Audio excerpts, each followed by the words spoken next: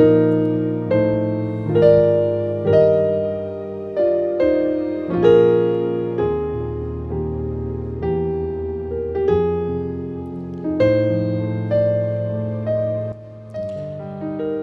tua matu tamai, matu te whaftai i loa lofa, malo ngalilei whaso. O matu o ria maile nei tu lao loa supaia. Waso ngafua i nisi vaenga o le lalolangi. A o matu o iai, nei tu lao li amataina le matu whaingalutu le nei yasa. Ia o le porkalami masani. Ia Vivi'i atu ia te oe i Pese ma Vivi'inga. Ia iai le mana o lau fio a o mātou Vivi'i atu ia te oe. Ia maua ai sau Vivi'inga. Ai aua lava o mātou tangata. Yesu o wala awai. Ameni.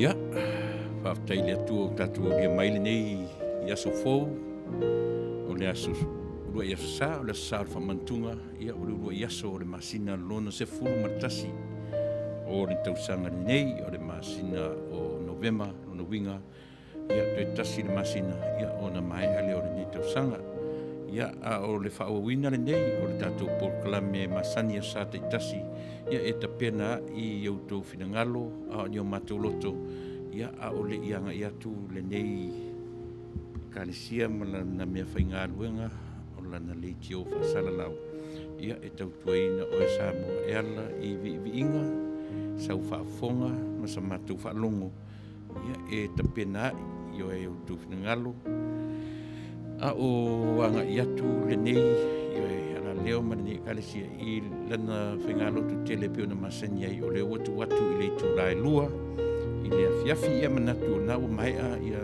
saoninga, i nisi o malu, ia ma le tulanga o loo iai tāpua inga i le nei vaenga o le atunu o Amerika, ia ai maise lava. O na territory, ia e le mwhaifuini whangalo nai ia lo tātou tofi o Samoa, o New Zealand ma Australia, wa o ana nafi ia sa whenga iai lato, ia ma le aso pa ia o lo tātou ma tai siri mana tua foi, ia whapea lava se taritonunga, o le tātou lava lea a tau i le aso sā, le tangata kirisiano, o le aso pa ia o lo tātou ma tai siri, le aso ai ana nafi, o le aso sa pati e tusa ma le whaitawina o aso, o le vai aso, o le aso, o lo tātou aso sa pati, i o e tātou te malo lo ai, i a aoanga le lei o lo tātou ma tai siri,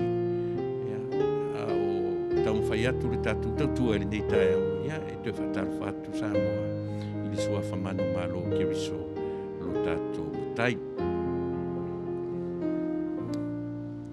Ia, e manatu o leo le a amataina le tātou porkalame, ia i le tātou Pese masania, i le mwhaian tātou mai lo tātou whatu ese i le atua.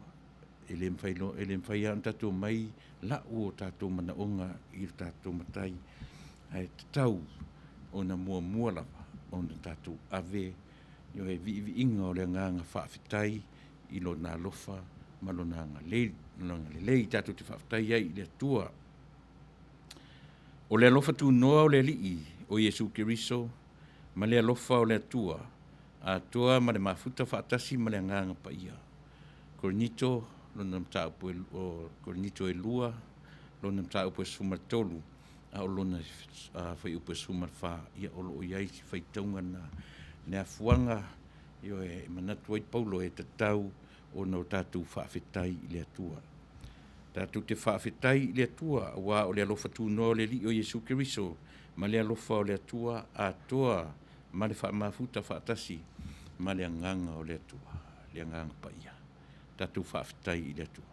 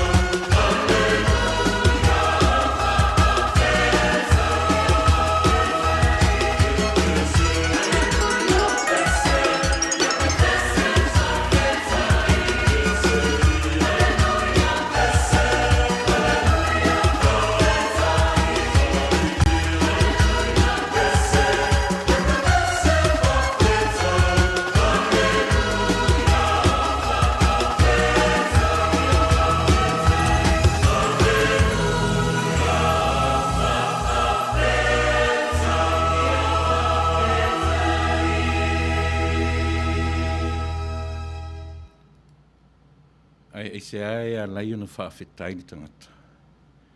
Ai se ai a fuai o na Vivi'i a e tangata. E oe, tātou te whaafetai a leanga le lei siri ese o tātou mutai. E ui, ina sipa ese le la o lo sa maluba e tusa le ala vaa ua whaasino mai.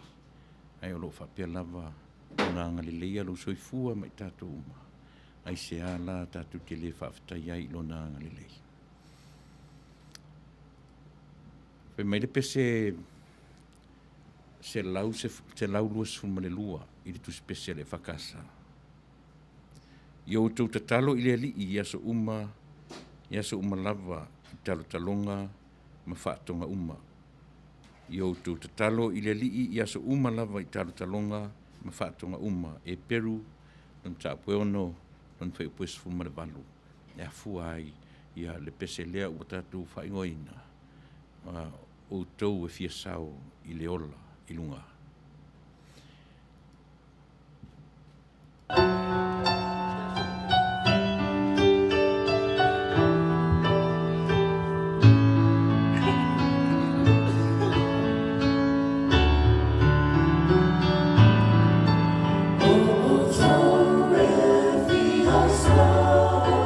Ile ona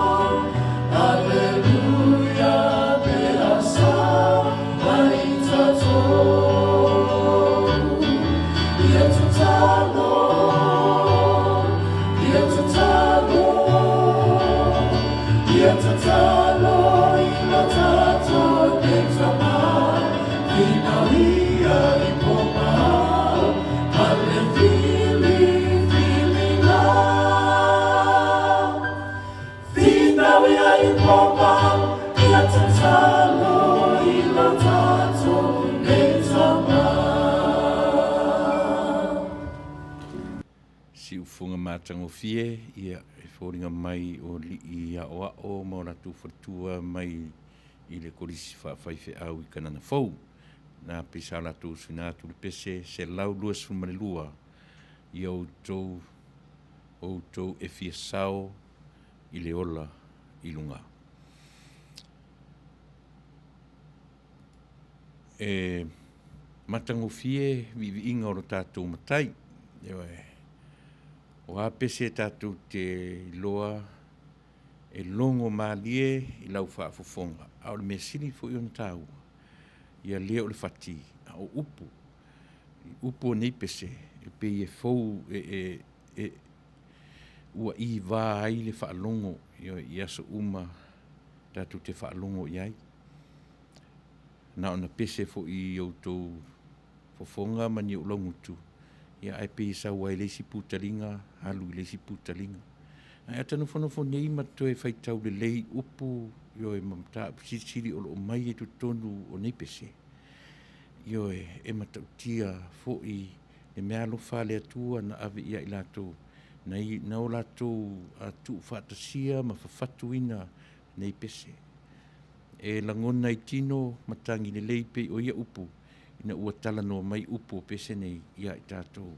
Ma le mwhai ai o no tātou na o na whaalongo. Yo e ai le mwhai o no tātou langona. Yo e tasile vanga tāu o tātou porkalame. Yo e I o tātou vivi'i atu I le atua. I pese ma viinga. Tātou o tangata tau. E tau mo ai. Tātou te le tau mo isi tangata. Tātou te le tau whaasanga I o I nisi tangata. Aore mea moni, o tātou tau yo e mali I o le neila rulangi. O tātou tau mawhili o le neila rulangi, ua whaia ina ai tātou. I le tele o taimi. Whai mai le whatunga le kalesia metisi, yo e mai le kalesia whangatongo. Yo e o tātou o tangata tau moneli. Oh,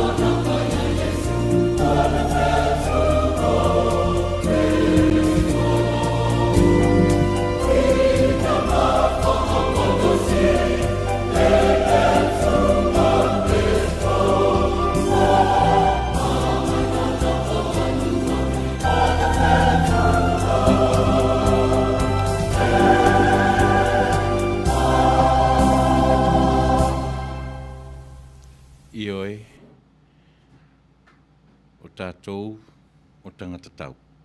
E tau mo ai. E tau mo le ali.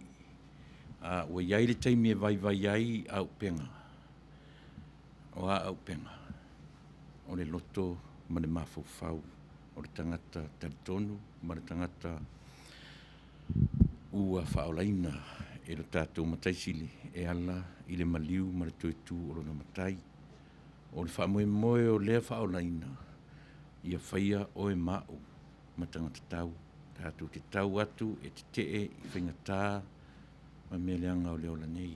A ua te le taimi e vai ai tātou whengai ma le tau a lea. A o loo whamanatu mai pia. Le kari sia metisi ia tūlai e tau mō le whina ngalo o lo tātou matai. O Yehova o lo leo māmoe o ia. Nei se mea o te matiwa ai.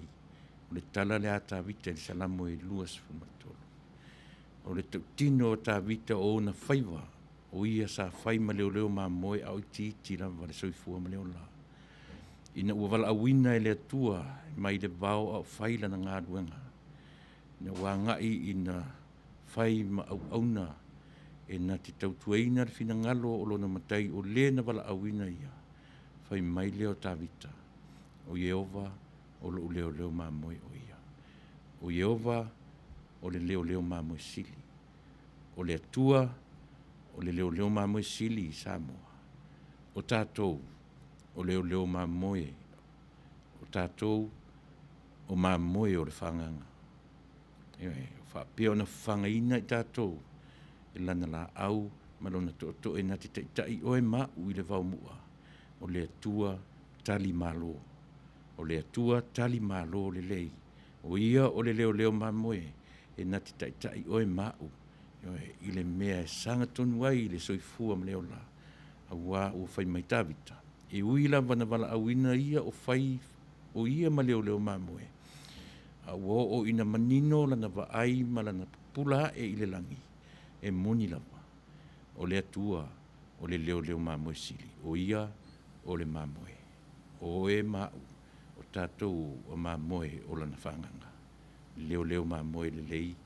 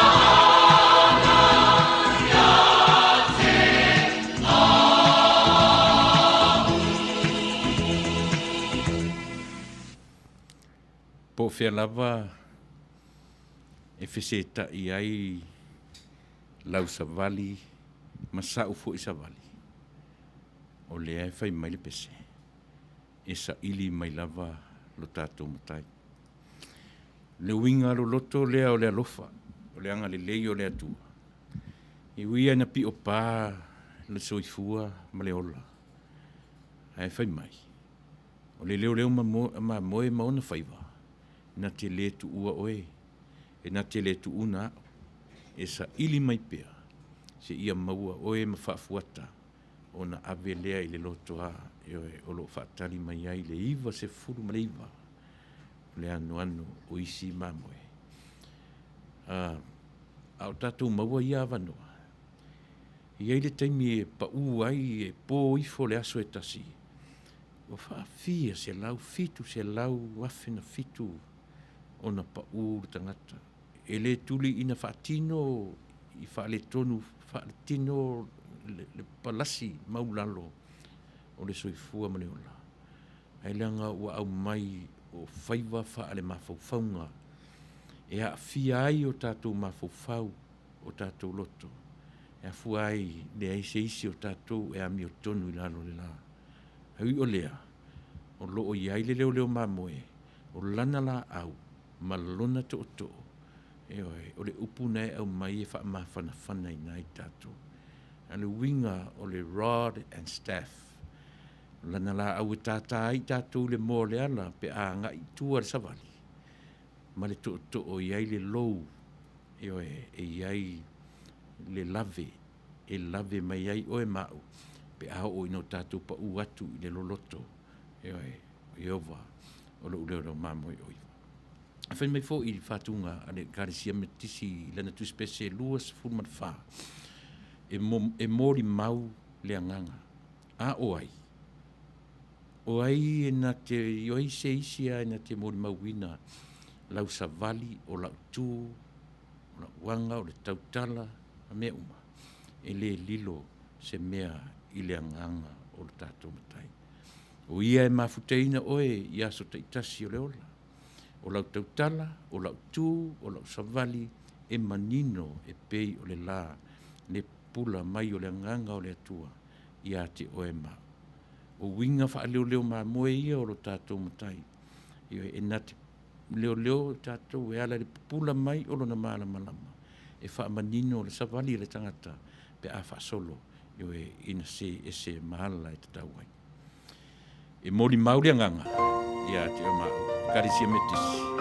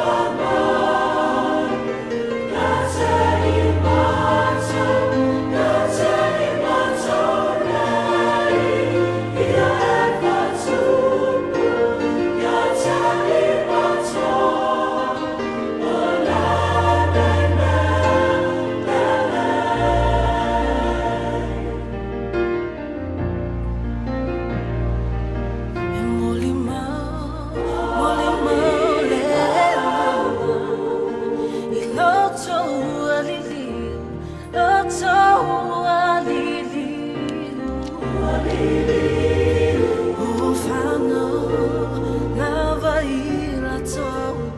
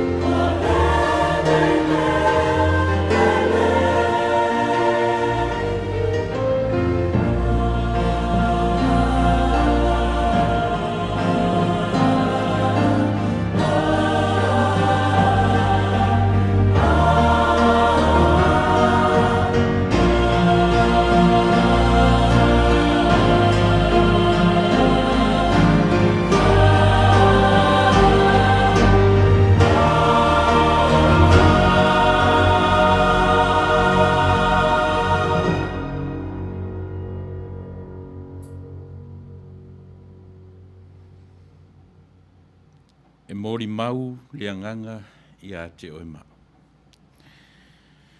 Pese le kare sia metisi, i lo tus pese lua se lau se furu mane wha.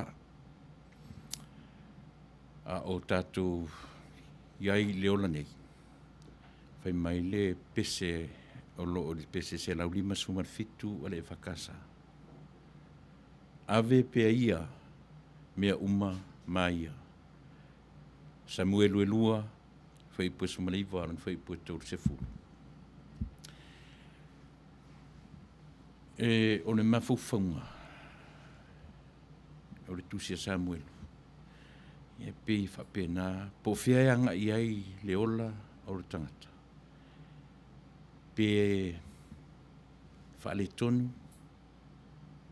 pe na amatai le leanga, pe na amatai le lelei, po le alawa le mea na amatai, o le wha moe moe. Ia i ai le taimi, e manino ai le mata o le vai, e matoi pupula mo nei loa. E le o sao le sa malinga, whai mai leo le pese, ia ave leola mo le li. O le ave lao leola i le li, e le o lo walu i le farsa, e le o lo walu i o e whai, i o e me sili mo lo ainga. A o le ave o leola mo le li, e a fiai so se mea tātou te whaia. E a fiai lo whaia o le mea mana o ai le isi tangata i a te oe. E a fiai lo wha maoni, ma so wha maoni i le wā mo tātou te tōlua. E a fiai lo tātou wha maoni i le wā mo tātou ainga. E a fiai i oe le alofa i whanau. E a fiai le wha prepale me nei o whanau. E a fiai le usita ia o tātou e whanau. E au fiai, i lo tātou wha maoni i whiangainga o sia, ma so se mea o leola nei. Au tātou whai o ia mea, whai mai leo le pese, ave lo soifua ma so uola i au ngā. O le tele o tātou, pese ia vanga nā lava o mea wha le lotu, ia ono tātou manatu lea, ua lava le nā matutoi ave ai lo tātou uola. Ai po le alo tātou o i lotu. O tātou le wha maoni i lungo le awala. O tātou le wha maoni i si o manga o le soifua ma le ola. O whia whai mare pese, o lima ma vai. Whetamo ei, whetangofi e tautala, o le ngutu o lo fofonga, whetalai ma so ngutu tautala. O lava, lea matatoe, e ave, i o e more whi au o le li. Tātou tatalo i lo tātou matai. Whaasino mai le ala. Io e mawhai ai o na avatu lo tātou ola moia.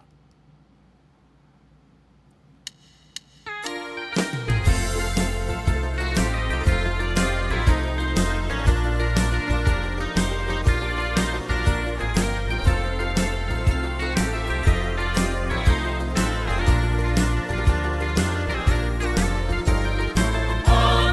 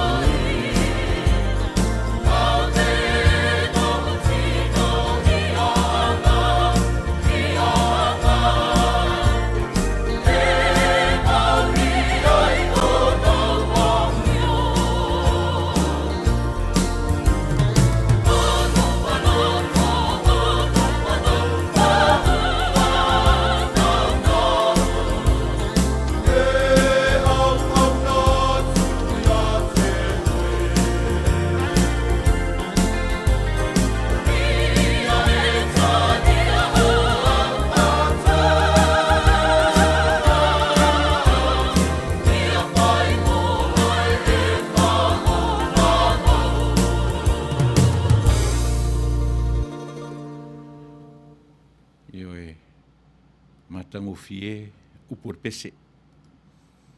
O lo soifua, maso uola, pa mai upo le atunu e Manuia mea avea. E le lei ma e tutupu pea mea avea. A fai o lo soifua, maso uola, ua sengia, mo le tautuaina o lona finangalo. Pe ona o whaino atu, i lo lava taritonunga ma la maai iai, e le na o mea o le lotu e aveai le soifua ma le ola. O le mea e mo o mia i tatou, o le tatou whamaoni i le si o manga o lo e soifua ma o olai, i so se mea tatou te whaia. E ana na umi, yo e matupu pea mea tatou te whaia. Ona e whamaoni no tatou whaalango-lango yo e i le sos o mea uma. O ale a le sos, o lo tatou matai, o lo Atua, o lo matai, yo e tatou te whaalango-lango iai, tatou te whaatua-tua iai, tatou te whaamoe-moe iai, tatou te ave iai le soifua ma le ola. O a mea tatou te whaia, e whaia i lunga o le whaamaoni ia te ia. I tere taimi, e le whaamaoni iai le tangata. A o le mesili o na tāua, i o tatou loa, o no tatou toe fo'i, i le mea e amatai mea uma.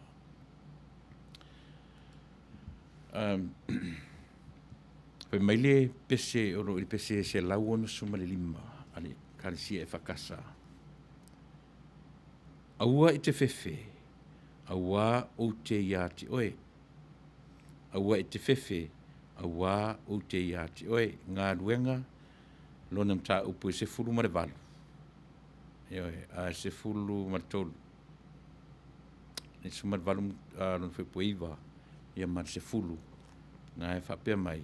Aua i te fefe, aua o te ia te oe.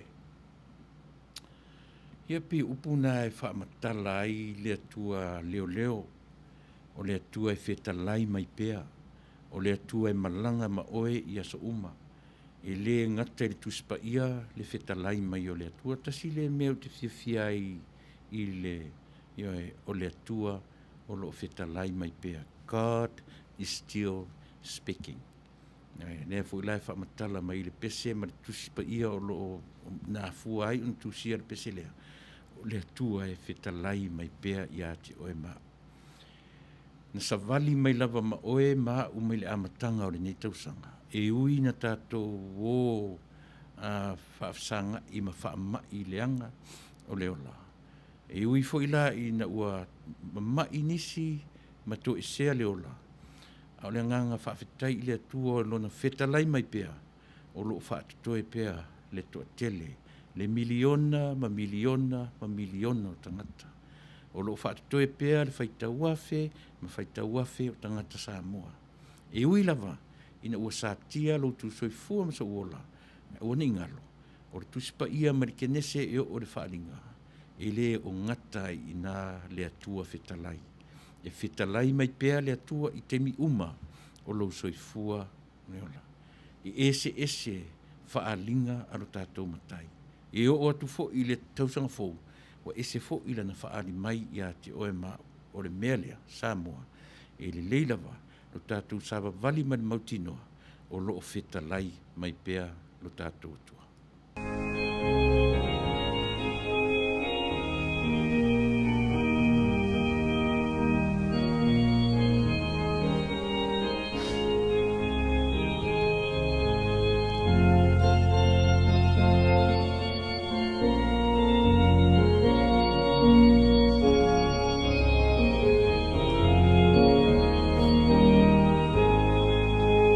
Pese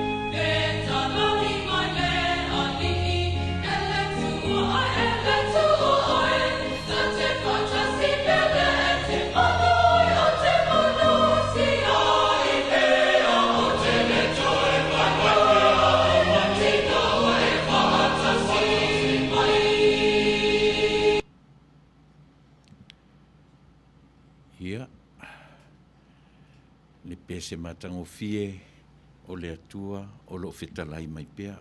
Ia manatu o tatu anga mai i le tatu pese muli ia ona o le foi o le ata pena ia le whainga lotu ia ale nei kalesia ma le nei ala leo i le tula e lua e taita ia lea e sunga le i whaife au ia Samuelu ia al popo tua vau matafeo ia me pe atali tula e lua ia ai o le winga lava o le tatu por kalame i le teminei o Vivi'i inga pi ono tu sila mai ai Vivi'i atu i le atua i pese ma Vivi'i e ta pena ai o e ma whaleanganga a o le i o mai taimi o le tatu tapu inga whaitele o le atua fetalaila e nate ia o ao e le ngata ina ia o ao e a o a ia a o ina sasi le laa ma sasi le e fetalai mai pea na tatu amata nei tausanga i le fetalai mai le atua e ala tūlanga whaale tonu e ta pena ai oe maau ma tātou uma e whaafea na ta pena tātou e le atua tātou sita ia tū la fono le whanua o atu la fono le whanua io tātou sita ia ina ia whaasauina i tātou e ala i whaamai ua o mai pio na whai atu e le o te tonu lava au ia e whaatanga e le atua mea whaingata i le olo le tangata ai le whaia e le atua se whaamai ina i oti o ma o te taritonu whapena fo i la le atua fetalai mai e o ot fo i la i le atausanga wa ese fo i lona whaali mai i ati o ma wa ese fo i lona fetalai mai peo no whai atu o te taritonu i le atua fetalai pea God is still speaking ele ingata le taimi na tu siai e tu stala o ana au auna le tu spaia ai fia maafe o le lava e savali fatasi ma oe o le tatu savalinga umi o le nei tausanga lea o tatu anga i atu i le toe tasi le masina a le lava o lo ele mawhaina fai tatu e lo tatu matai na tu ula foa i lea o i tatu e o na o tatu fai mai le tala a mose i le atu a i le alu matu te le o matu te le tu ua le mea nei fai mai a le atua so le au o lo o ia o te ia te Outou e se le matango fie a o tatu te le ise si o na wa aia fōlinga o le atua e le ise si o tatou o le si o mia o tatou e si o manga whaari mai le natura o la nangaruenga fofua tatou te mautino ai o le atua e alai o na minoi lau la au o le atua e afua ai o na lanu mea mata le vau ma lau la au o le atua e afua ai o na whelelei manu whelelei mo tatou whaalongo atu i o latou leo o le atua e afua ai o na iai le mea tau sami lungo o lau i o e malau ta vale e te whealua o ne mea uma wa lava ia mea e ta uma i ate o e mau o lo soifua le atua ana tatu whaai ule pese ai whapewhea o na whaatu mawina e whaatu mawina e ala i lo tatu malosi le titalo tatu titalo i le atua a wā e vai le tangata nei se tasi o tatu e malosi pea ma malosi pea iai le taimi e vai ai le tangata le tino le mafaufau whaaleanganga au penga o tu ina mai i ate oe i o tatu whaia o se tatalo pese le karisia mamona e whai iai tatu maftanga le nei taia o mara nei auli ia pe a whaia se tatu tatalo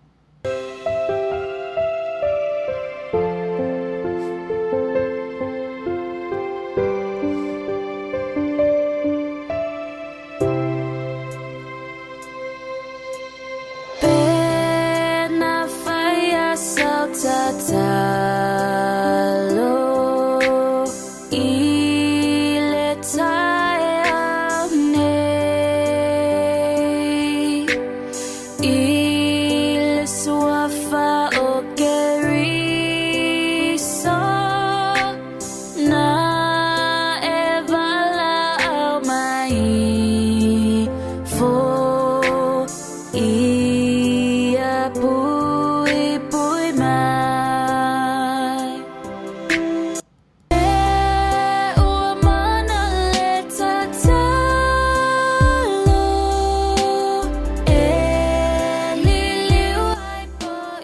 tua ro mātou tamā whawhatai loa lofa malua ngare he.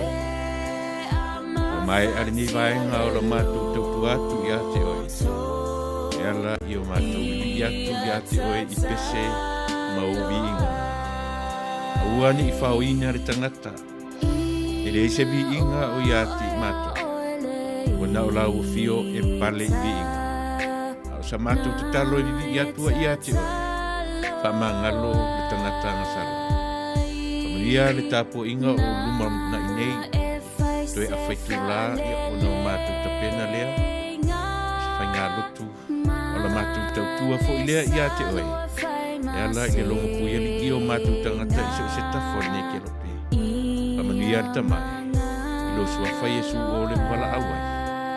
Amen.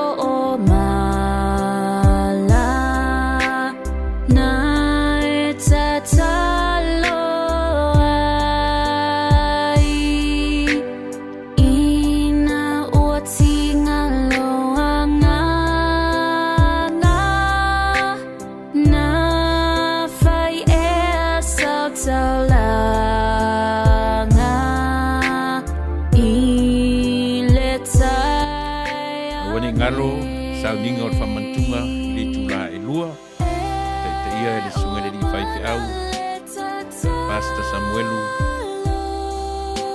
alo koko tua bao matapeo a le aise le mosa vanua te anga i aise whansari ne yaso ya tatu whaitapo inga whatasi i le tula e lua soifua mai e Manuia Salamo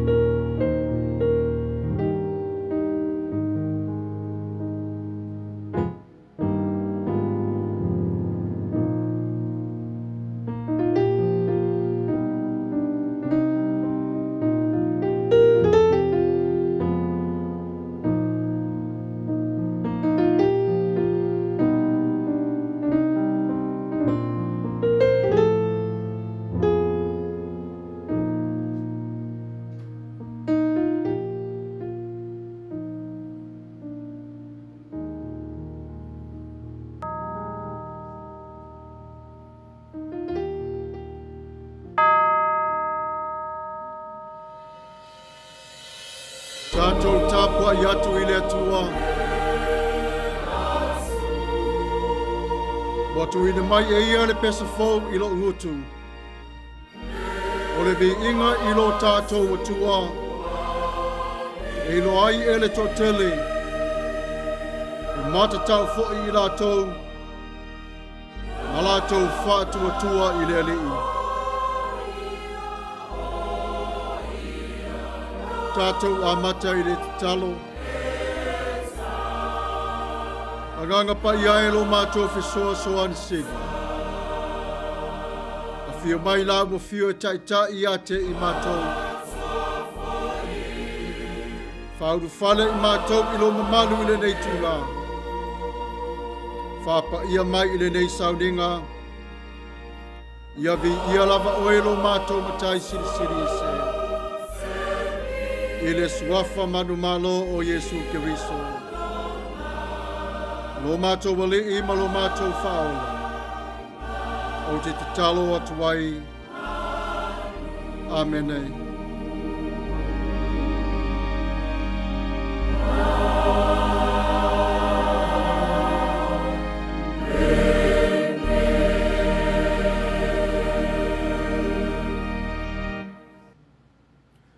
Tātou vivi'i atu i le atua i le pese ua saunia.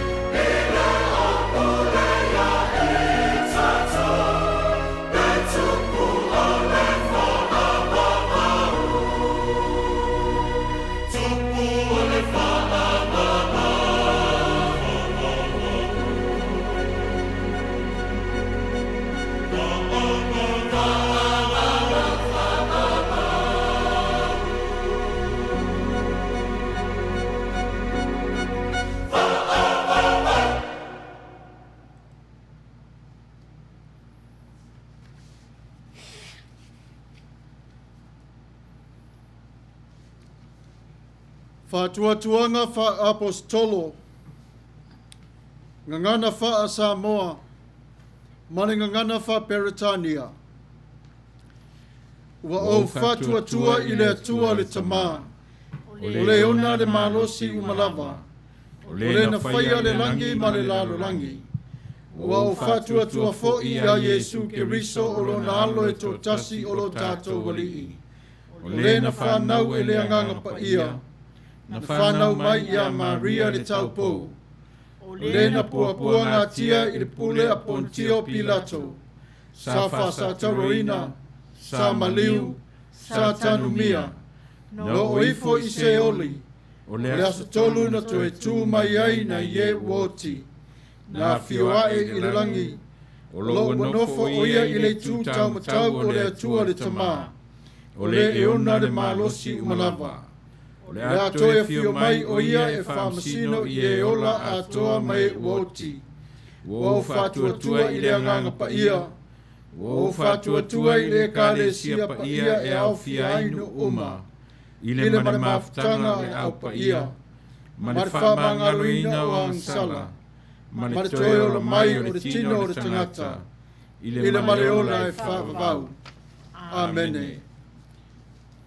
United Church of Christ, statement of faith in the form of a doxology. We believe in you, O God, eternal Spirit, God of our Savior Jesus Christ and our God, and to your deeds we testify. You call the worlds into being, create persons in your own image, and set before each one the ways of life and death.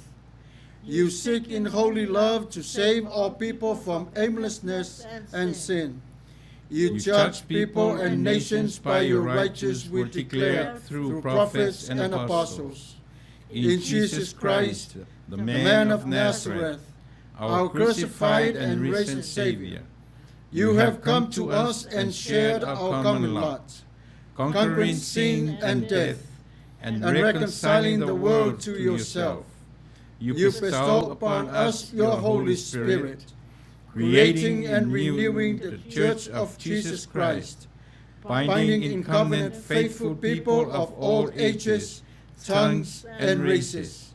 You call us into your church to accept the cost and joy of discipleship, to be your servants in the service of others, to proclaim the gospel to all the world and resist the powers of evil, to share in Christ's baptism and eat at his table, to join him in his passion and victory. You promise to all who trust you forgiveness of sins and fullness of grace, courage in the struggle for justice and peace, your presence in trials and rejoicing, and eternal life in your realm, which has no end. Blessing and honor, glory and power be unto you. Amen. Tātou te talo, whawhetai lo mātou ta māpa ia, whawhetai i la wawhio i lo wanga alofa ma lo wanga lelei, whawhetai i lo alofa mai i le tangata na anga sala i le vāma oe lo mātou watuai. Wa e teu teu i a te i mātou ina i a maua i mātou e leola. Leola e whaavavau lo mātou ta māpa ia. Whawhetai i lo wanga alofa ma lo wanga lelei. Le matango fia au whawhanga. E iai le ne yaso. E whaia ina i a mātou na fia ma oli iai. Lo mātou matai a lo whae. Whawhetai te le lava i la wawhio. I me aiwa e whawa i mai a te i mātou. E ala mai lea i le lau ele. Le nei wa mātou na ai ma mawai o le malos. Whawhetai i le sami. I me ai mai le sami o whapenao na mātou o na ai ai. Whawhetai le ea wa mātou o na mana veina. Whawhetai le matango fie o ngā ruenga. Mātou te Vivi'i atua i la uwhio i taimi umalava. I le au, Atua ai fo i maripo. Whawhetai i lo wanga le lei.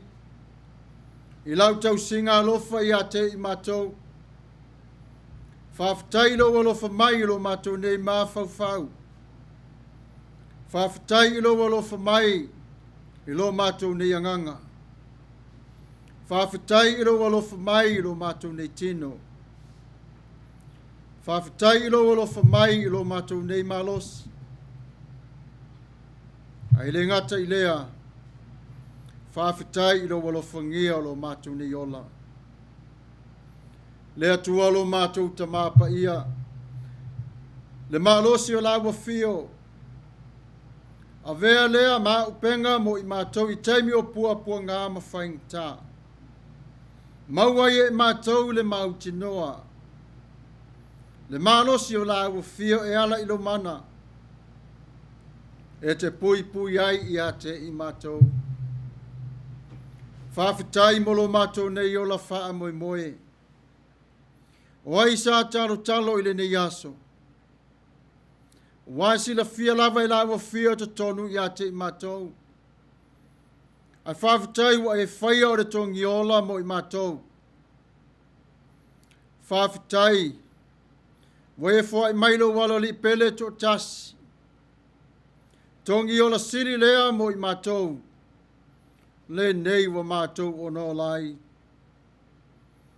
Whawhitai ta mā I mawhutanga I te tonu o ainga.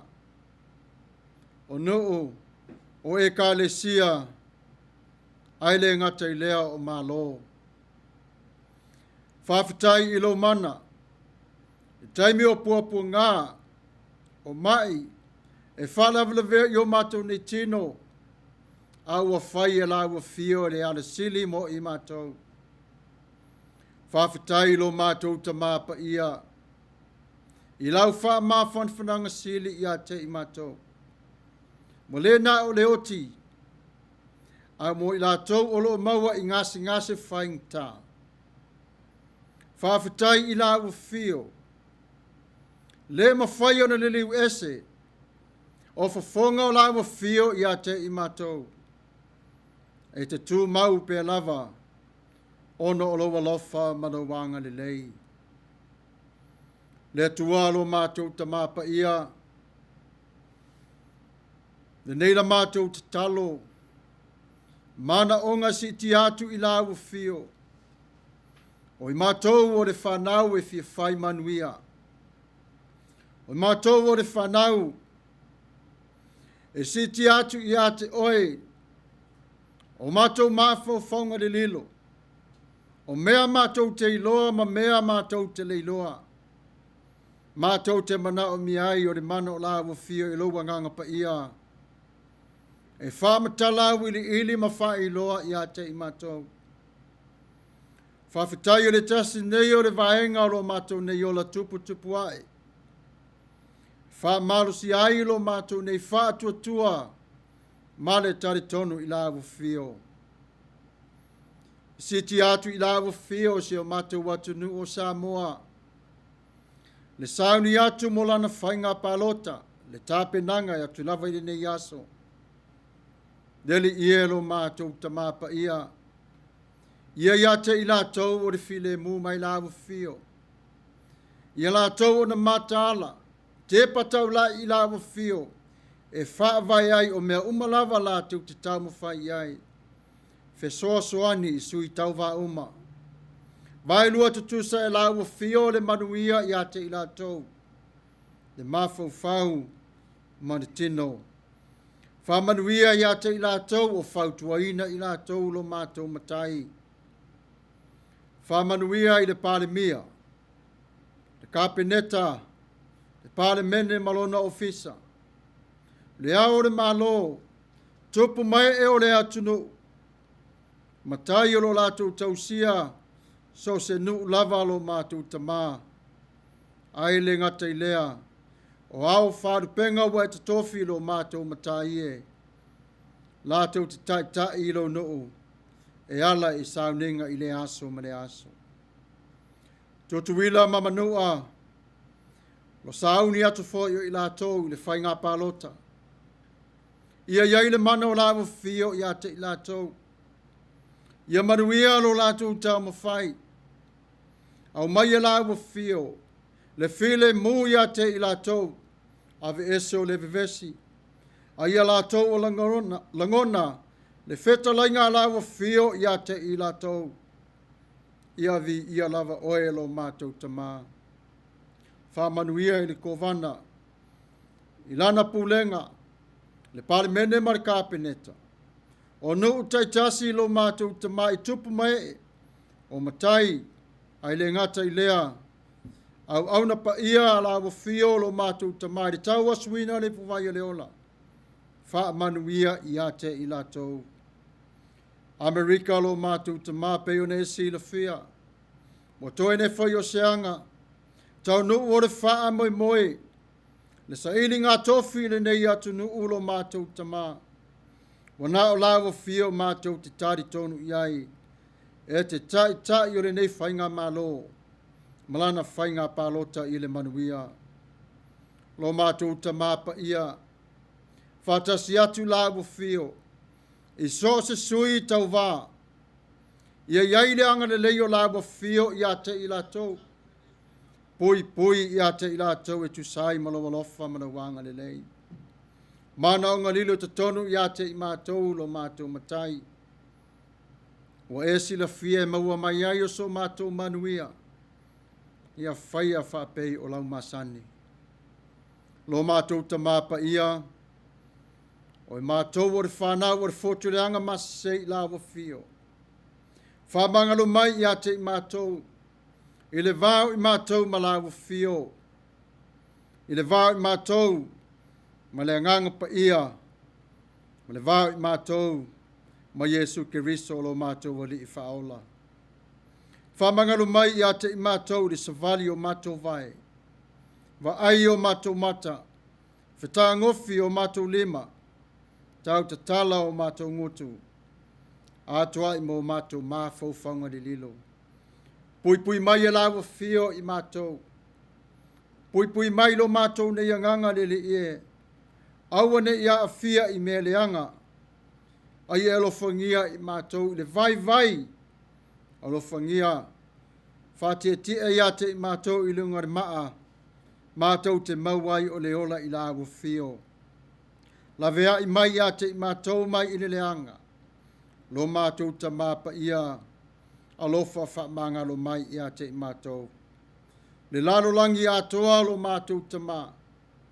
Wha manga lo te tō tasi ia te i latou. Talia i latou.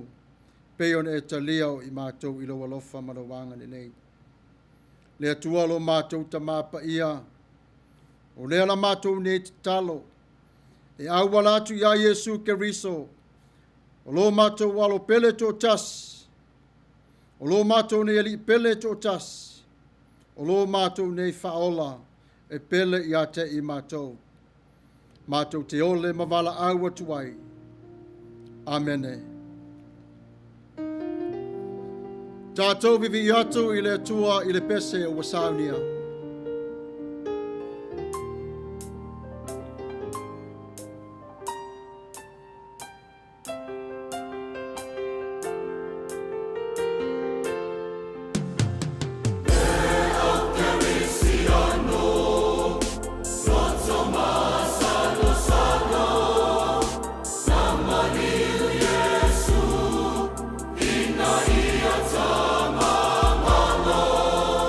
Sama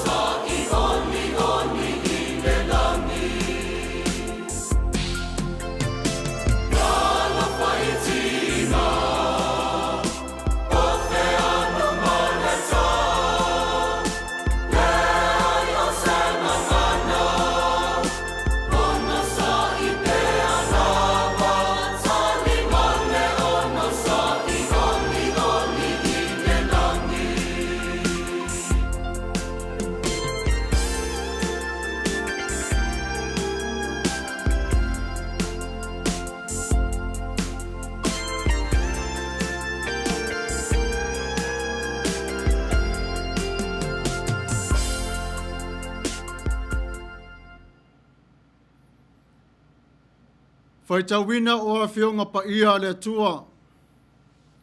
Ngangana wha peritania o le wharetua i a soli ulale sua.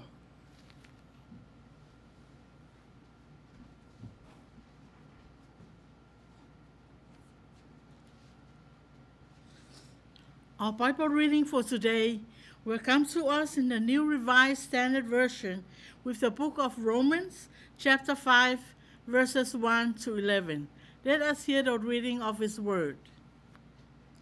Therefore, since we are justified by faith, we have peace with God through our Lord Jesus Christ, through whom we obtained access to this grace in which we stand and repose in our hope of sharing the glory of God.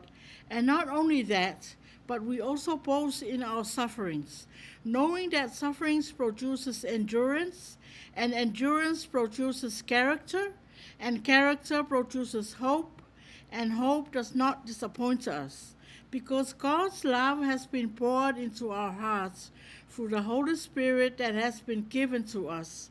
For while we were still weak, at the right time, Christ died for the ungodly. Indeed, rarely will anyone die for a righteous person, though perhaps for a good person, someone might actually dare to die. But God proves his love for us in that, while we still were sinners, Christ died for us. Much more surely then, now that we have been justified by his blood, will we be saved through him from the wrath of God.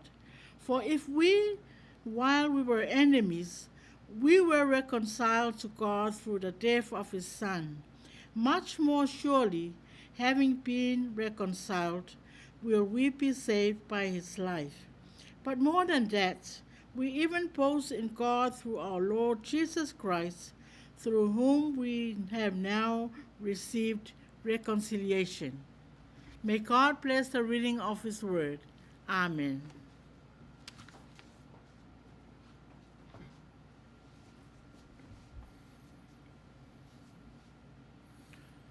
Mai le whenga inga whau, tusi a Roma lon mata upu lima. Te whaitau ina mai le whai upu mua e whangata mai le se whulu maritasi. Whawhiwhunga maia. Ole nei, ua taua mia tonu ina i tātou i le wha atua. O lea, ua tātou le lei ai ma le atua. Ona olo tātou walii o Yesu Kiriso. O ia foi, ua tātou maua mai ai le taitainga i le nei alofa tunoa. Tātou te iai i le wha atua. O loo mita foi i tātou ma le wha moi i le Manuia mai i le Atua. E le ngata fo i lea. A ua lātou mita fo i pua ngā. Ina ua tātou i loa o le pua ngā. E tupu ai o le ono sai. O le ono sai, e tupu ai le mauti noa. O le mauti noa, e tupu ai le wha moi. O le wha moi fo i e le mai. A wā ua wha malingi mai le alofa o le atua. Gio tātou loto i le anganga pa ia, ua foa ina mai ai i ate i tātou. A wana maliu ke riso i ona pō e te tauai. Ina o vai pe lava tātou, o le sui o ia, o e wha le matau. A wā, e tō ina le mawhai o na oti se tasi e sui le ua mi o tonu. A le uanga le lei, a tonu pe wha malosi se tas, o na toti e su iai o ia. A ua wha ili tino mai e le atua, lavalo na lofa i a te i tātou. Ina ua maliu ke riso, masui o i tātou, a o tātou wanga salapea.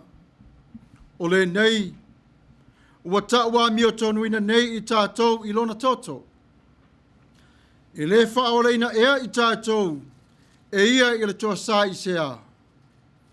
A wā a whai ua le lei i tātou ma le atua, i le maliu o lo nalo. I na o whai tātou mauna whili, e matua whaolaina lava i tātou i lona soifua. O i tātou ua le lei ma le atua. Ai le ngata i lea, a ua tātou mita fo'i i le atua. Ona o lo tātou walii o Yesu Keriso. O ia ua tātou maua mai ai nei, le lenga. Manuia mai o le atua, i le whai tawina o ana whionga pa ia. O le launga i le suafa o le atua le tamā, o le atua le alo, le atua le angang pa ia. O le matua o le launga e whapea, pua ngā ma le wha moi moi. Pua ngā ma le wha moi.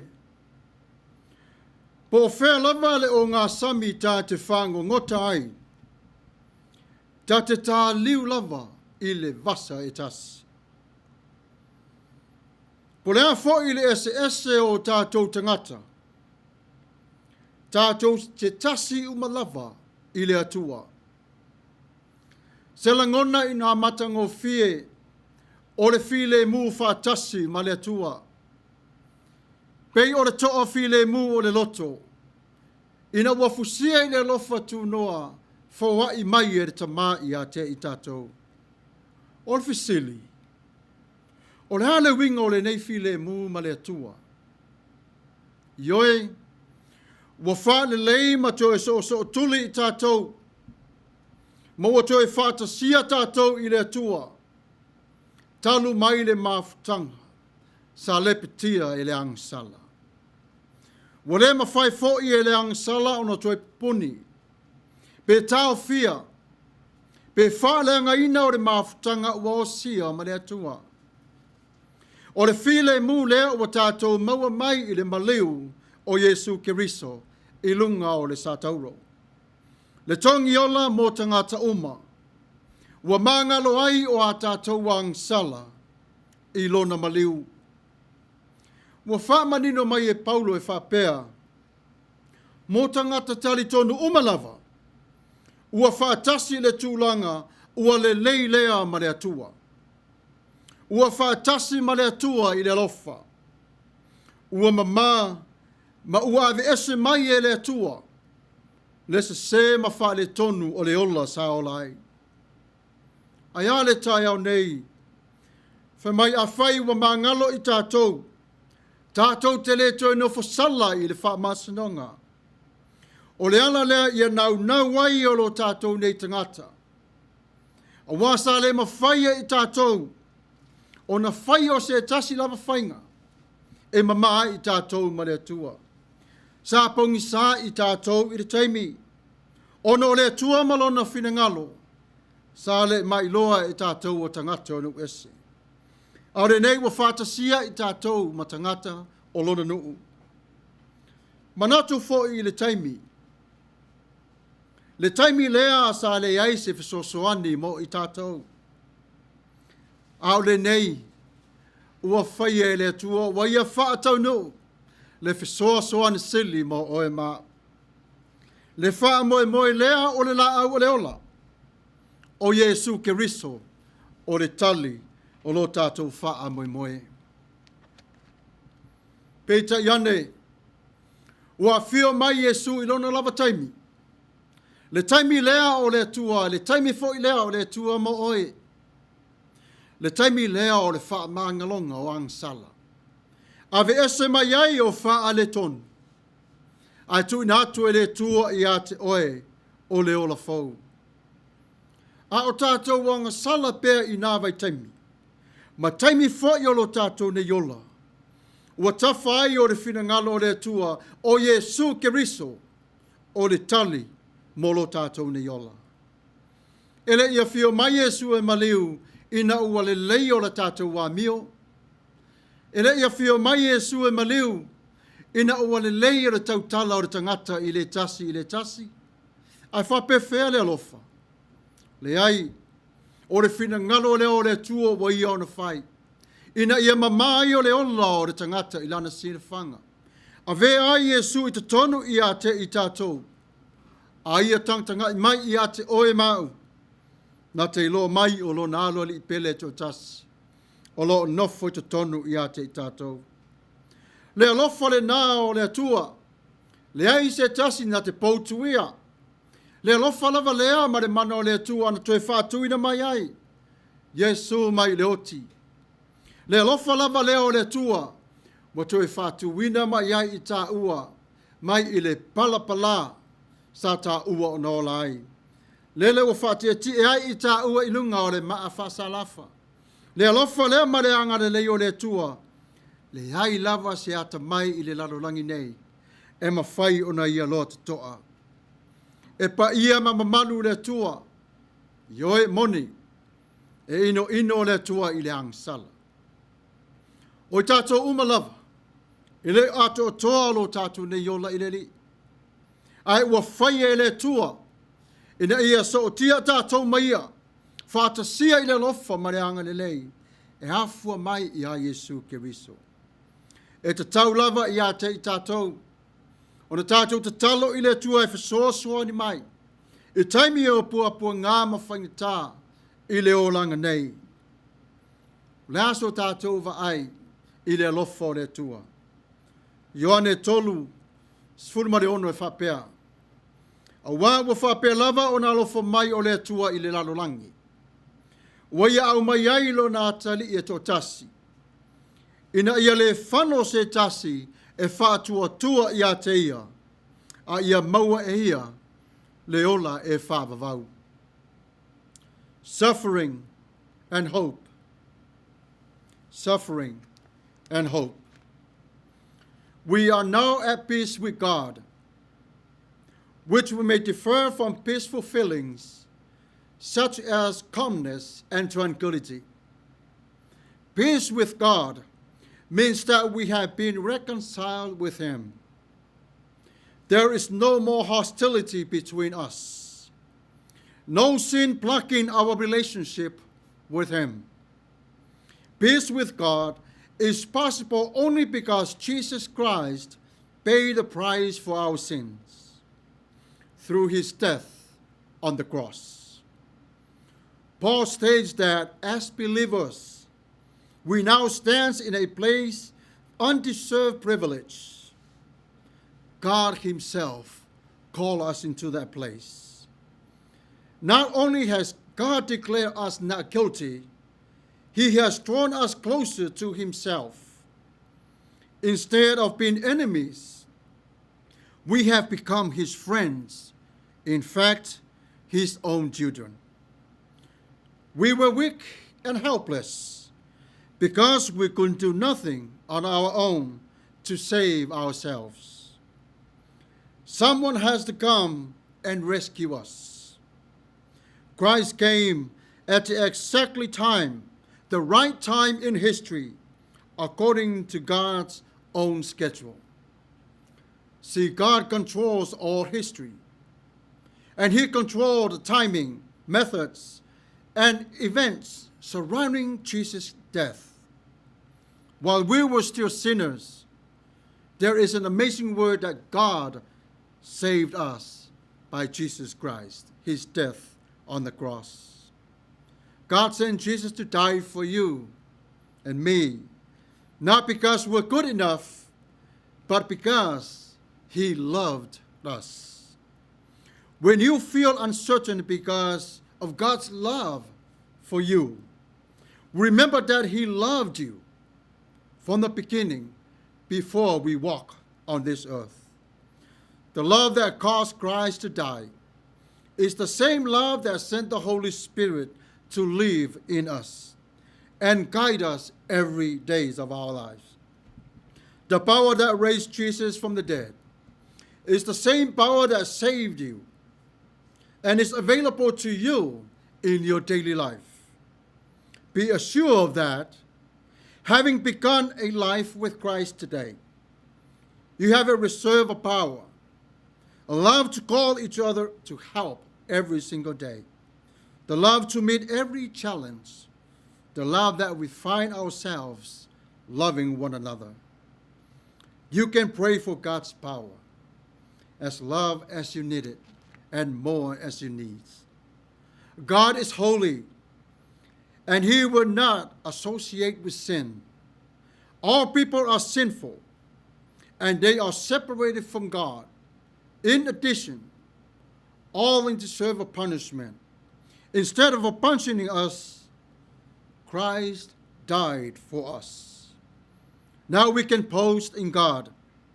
Through faith in Christ's work, we are reconciled to God rather than being enemies and outcasts.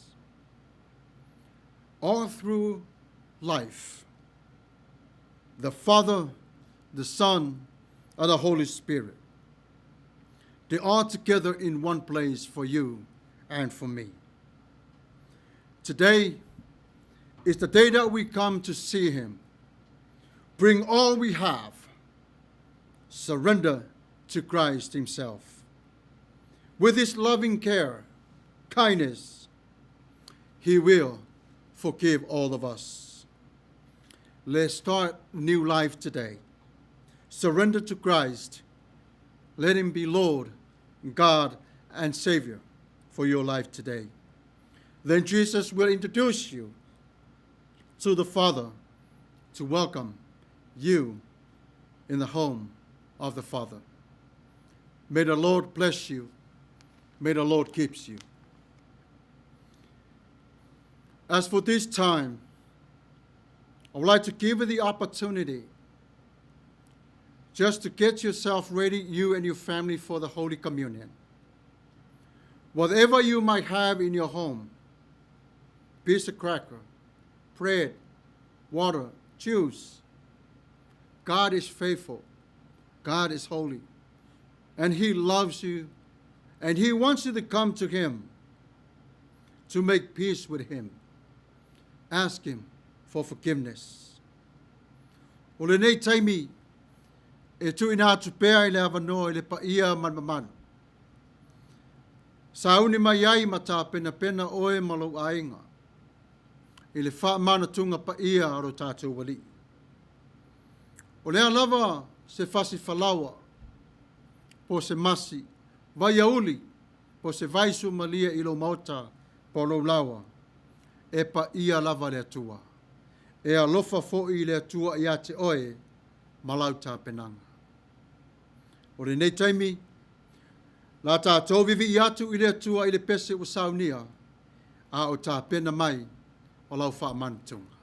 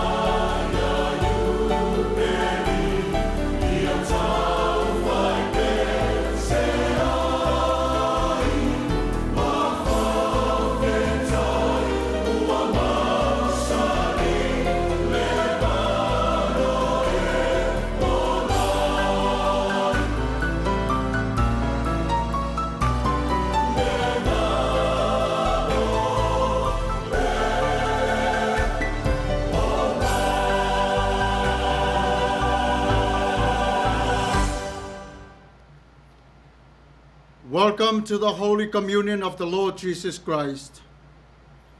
We will soon eat bread and drink a new cup of covenant in his blood, in remembrance of him. O maia I whaamanatunga pa ia o lo tātou wali I o Yesu Keriso. Motone o seanga, tātou talia le areto ma le ipu o whenga info. E whai ma whaamanatunga, mo ia I aso malapa. The institutions of the Lord's Supper. For I received from the Lord what I also handed on to you, that the Lord Jesus Christ on the night when he was betrayed took a loaf of bread, and when he had given thanks, he broke it and said, "This is my body that is for you. Do this in remembrance of me." In the same way he took the cup also after supper, saying, "This cup is the new covenant in my blood. Do this as often as you drink it in remembrance of me. For as often as you eat and drink of this cup, you proclaim the Lord's death until he comes." Dear friends, the Spirit of God gives life to the whole entire world. Life that never ends. Here and now, Christ feeds the world. Plenty for all. Enough for today. Come to the table of justice and joy. No one will be turned away. No neighbor in need will go wanting. Let praise go up to God our life, from every creature on God's good earth. Le au pele, o re anganga o re tua wa mawai e tātou leola. Leola e whāwawau. Le nei lavaso, o lo whawhanga pe lava e Yesu o e ua wha atua tua I a te ia. Le a reto ma le waina, ua lava matatoe lea mo tangata uma. O mai ai le lau o le file mu, ma le oli. E talia so se tangata, e le ai se tasi e alu ilona ainga ma le fia ai. Se I tia le Vivi'i I le Atua o ia o le ola. Ma mea uma lava o lo ola ma soifua I le lalolangi le lei. Na foa e le Atua. Wau, na o maua mai I le li na mea na o tui natu ia te Outou. O le lava po na whaala tainai le li o Yesu Keriso. Na ia tangwai I le areto, ua ia whaafutai. Ona tofi ai lea ma whai atu. O lo utino le nei mo Outou. Ia Outou whaia le nei mea ma wha manatunga ia te au. Wa ia whapea fo I le ipu. Ina ua uma o na ai ua whapea atu. O le ipu le nei o le whenga inga whau lea I lo toto. Ia Outou whaia le nei mea ma wha manatunga ia te au. Ia sa uma tau te whainu ai. A wā o asa uma tau te ai I le nei areto. Ma whainu I le nei ipu. Tau te whailo atu ai le maliu o le alii. Se ia whio mai o ia.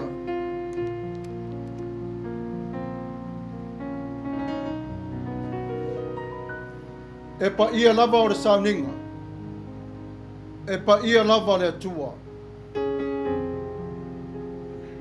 Ai tātou te le talia le whaamantunga. O se sunga I le ao tu I le epa whaafitai sua. O la ia te talo e Manuia le a reto ma le waina. Tātou te talo.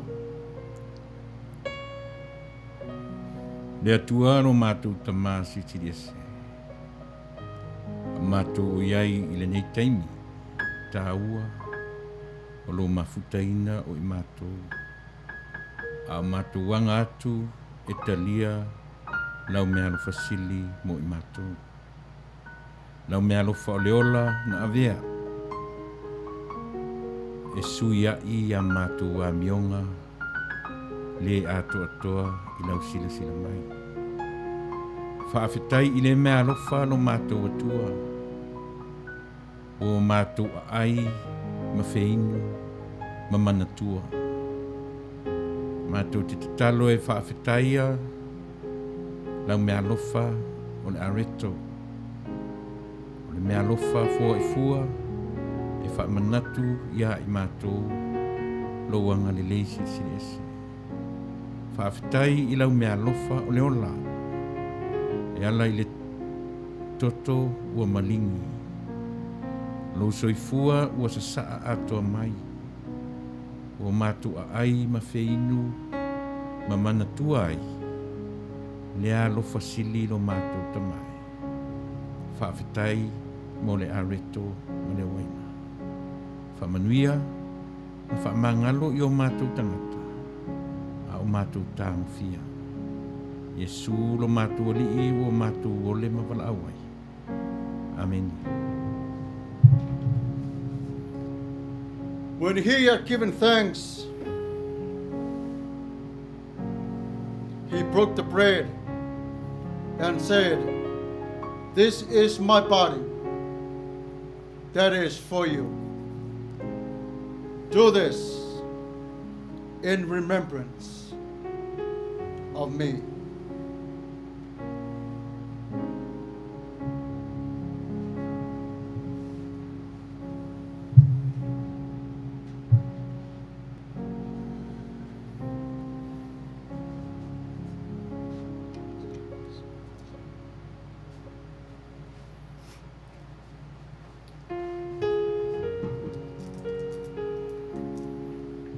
Ina waia si tia le areto, waia tofi mo whape atu. O lo tino le nei wa tofia ma Outou. Ia whai lea ma wha manatunga I a te ia.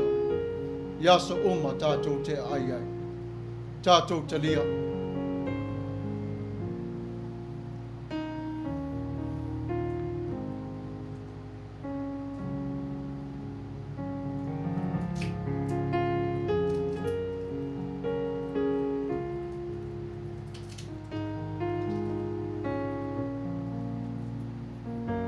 In the same way, he took the cup also, after supper, saying,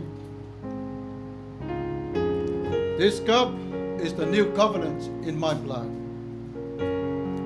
As often as you drink of it, do this in remembrance of me." Wa ia si tia le ipu wa ia whape atu. O le ipu le nei o le whenga inga whau lea I lo toto. Ia vele ma wha manatunga, ia te Outou, ia sa uma tau te whainuai. Tātou talia.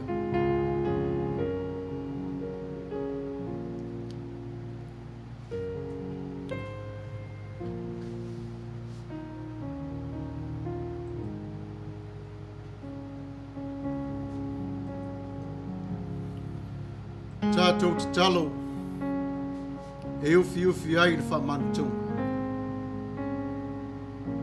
Whaftai le tuaro mātou tamau. Wola le tangata angsala. Wola fo I o le wha moe o le tangata whātua tua. Wa manino fo I le vaai o le tangata whātua tua. O pua ngā, e tupu mai ai o le onusai. Wa manino fo I le savalinga o le onusai o le tangata whātua tua.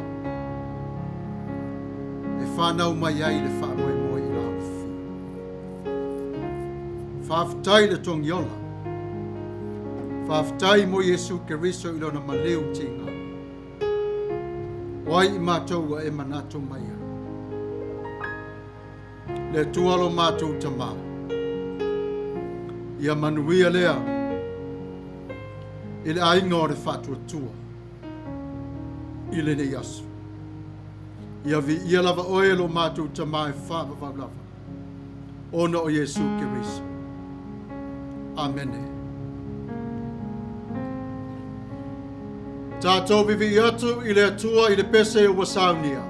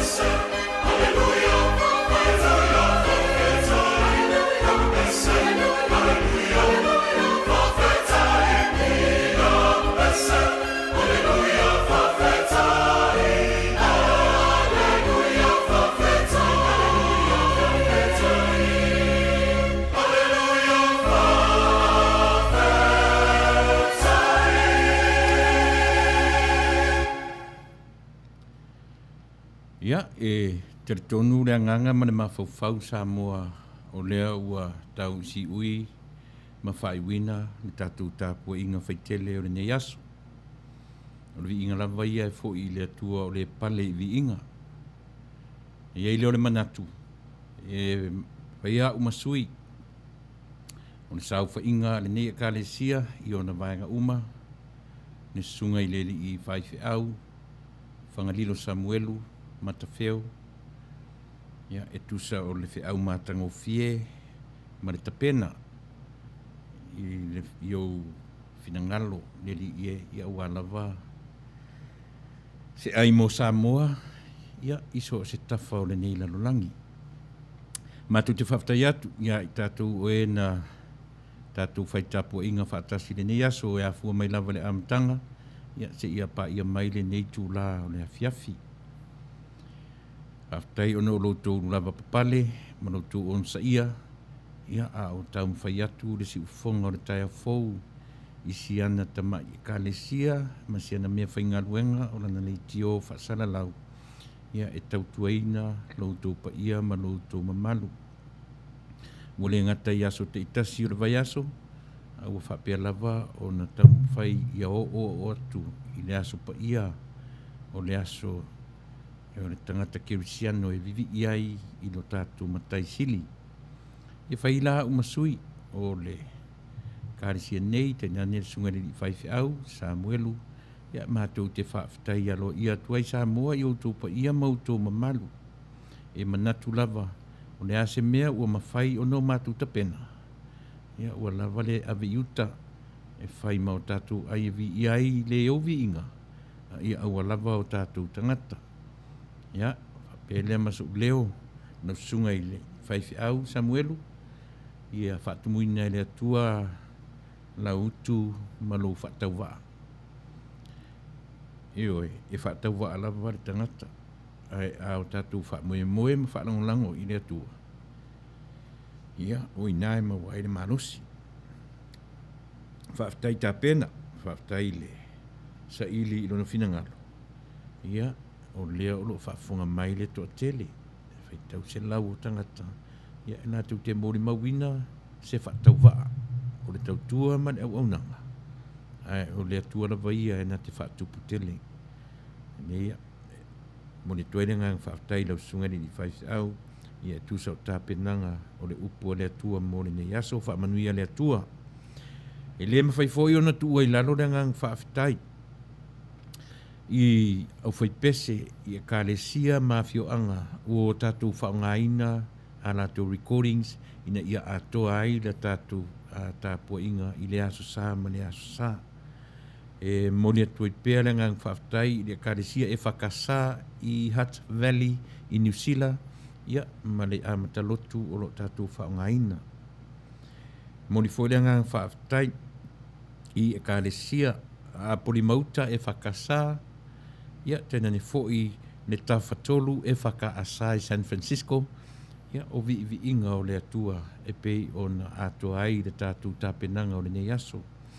Ngā teilea ia o le korisi whaafaife au i Malua ia o le laumua o le kālesia i Malua ia ma lo lātou fo i sao ia i lātou recordings ia peu ua Atua ai ma matango fie ai ia le tātou tāpua inga o le nei aso o le melea e le mwhaia o na tua i lalo le tāua o lautou ngā luenga whawhatu o lautou ngā luenga watuina i lunga o penga ta whailangi ina ia mwhai o na whai mavi inga o lo tātou matai melea ia e watu ai ma le whaalau i lo atuai ia i lātou ma o lātou whai walo filima ua mawhai o na atuai se vi inga o le atua i le ne yaso toi moni tuere ngang whaaftai a Hutt Valley New Zealand o Malua, Theological College Choir, pena foi le kālesia i apori mauta e whakasā, ia ma le kālesia tā whatolu e whakasā i San Francisco,